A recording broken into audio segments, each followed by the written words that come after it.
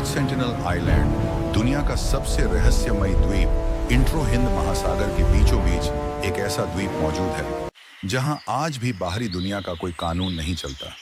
एक ऐसी जगह है जहां जाने की कोशिश करने वाला इंसान शायद कभी वापस नहीं लौटता। इस द्वीप का नाम है नॉर्थ सेंटिनल आइलैंड।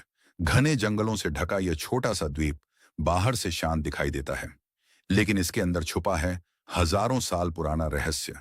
यहां रहने वाली जनजाति आज भी आधुनिक दुनिया से पूरी तरह अलग है।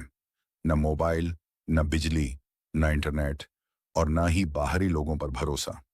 कहा जाता है कि ये लोग हजारों सालों से उसी तरह जीवन जी रहे हैं जैसे आदि मानव जीते थे।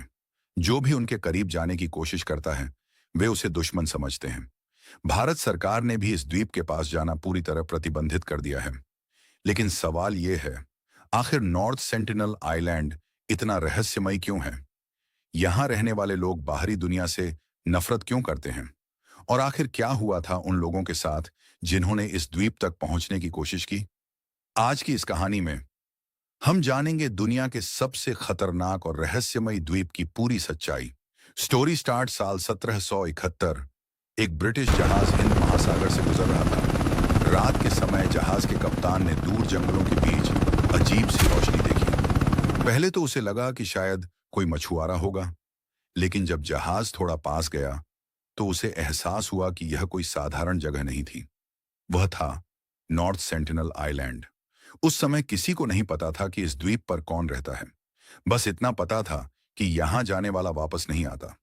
कई साल बाद कुछ खोजकर्ताओं ने वहां उतरने की कोशिश की, लेकिन जैसे ही उनकी नाव किनारे पहुंची, जंगलों के बीच से अचानक तीरों की बारिश शुरू हो गई।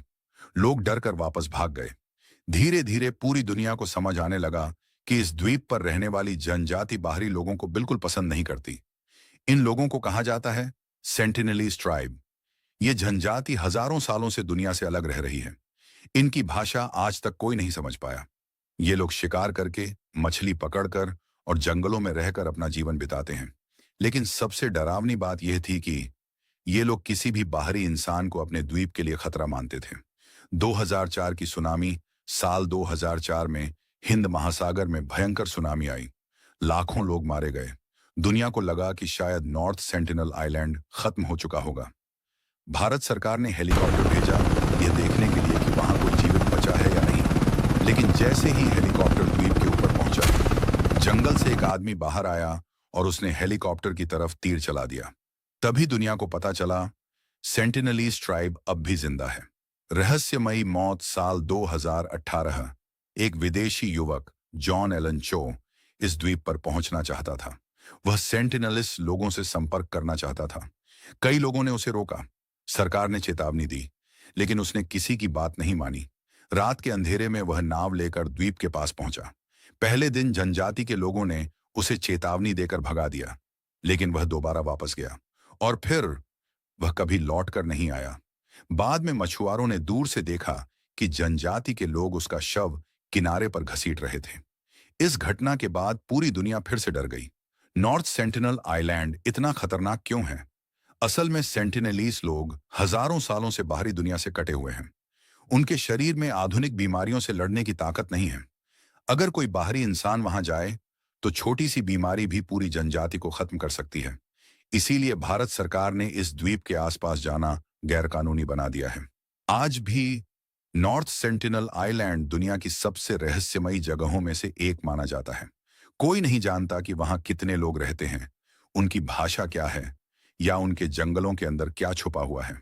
शायद कुछ रहस्य ऐसे होते हैं जिन्हें रहस्य ही रहने देना बेहतर होता है।